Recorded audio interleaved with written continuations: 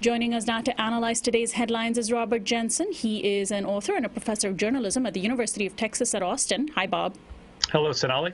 Well, President Obama announced this week that the Latin American nation of Venezuela presents, quote, an extraordinary threat to the United States. The order singles out 7 individuals who are part of Venezuela's law enforcement and military elite and freezes any U.S. assets they may own. Among them are the prosecutor who in February ordered the arrest of right-wing politician and mayor of Caracas, Antonio Ledesma.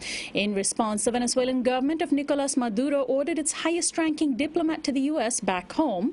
Mr. Maduro denounced the U.S. moves in a televised address earlier today and vowed to, quote, fight imperialism. He had earlier issued travel restrictions on U.S. visitors. The White House is claiming it is simply responding to human rights violations in Venezuela. Bob, how do you respond to this innocent-sounding reaction by the Obama administration that this is just about human rights? Well, this is a little strange because on other similar issues, Obama has stepped back from some of the insanity of past U.S. foreign policy, most notably, of course, Cuba. Why the continued obsession with Venezuela, I'm not exactly sure. But the idea that Venezuela poses a threat to the U.S. national security is laughable. There are problems in Venezuela, and the United States, if it took a different posture, might be able to help.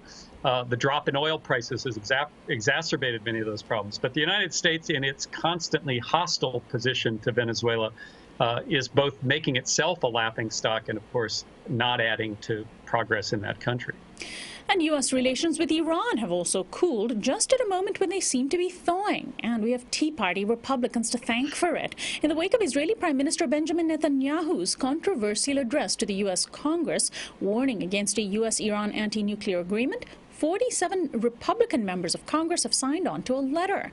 The letter, led by Tea Party-affiliated Tom Cotton, was addressed directly to Iran's leadership and made it clear that any agreement with Iran signed by the Obama administration could be overturned by a future president. The White House is predictably furious, prompting Vice President Joe Biden to ask what does he, Tom Cotton, know about foreign policy.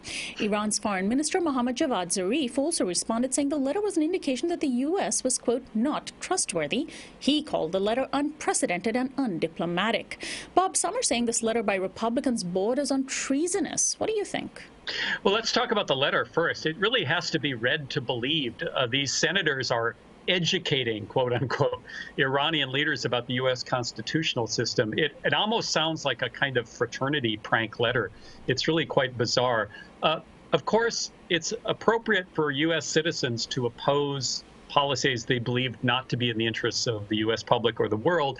And communicating directly with other governments is perfectly appropriate for citizens. People I know have, for instance, done that, gone to foreign countries, tried to challenge U.S. foreign policy. But for sitting senators to engage in this kind of behavior, I'm not sure I would call it treasonous. It's certainly juvenile and inappropriate and unhelpful. But it does take this conflict into new realms. And it's another indication of how Obama simply drives these Republicans crazy and leads them to activity they would never accept in any other situation. I mean, simply by virtue of him existing, they seem to get very upset. And finally, here in the United States, another unarmed black man has been killed by police, this time in Atlanta. The location of this latest incident is DeKalb County, Atlanta. The victim was 27-year-old Anthony Hill, an African-American man who was likely suffering from mental illness. He was naked and acting erratic when he was fatally shot on Monday afternoon by an unnamed white officer who used a gun instead of the taser he was also equipped with. DeKalb County police have said they are investigating the incident, and it comes just days after a white police officer in Madison, Wisconsin killed an African-American teen named Tony Robinson.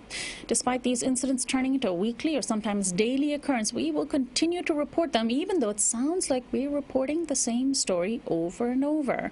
Bob, the man was naked. He couldn't have reached into his waistband, as we're always told happens just before people are shot. How do you think the cop would have handled the situation had Mr. Hill been white?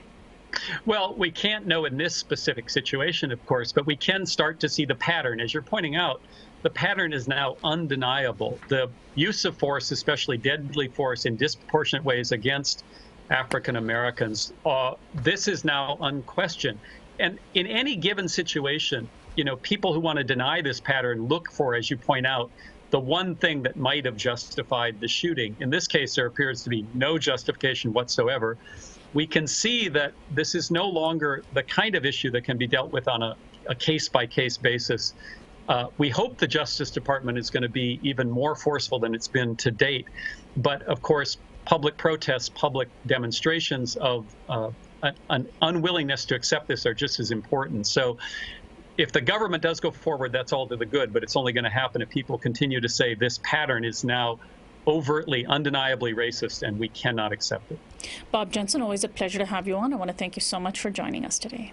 Thanks, Anali. Robert Jensen is our daily Newsflash guest expert. He's an author and a professor of journalism at the University of Texas at Austin.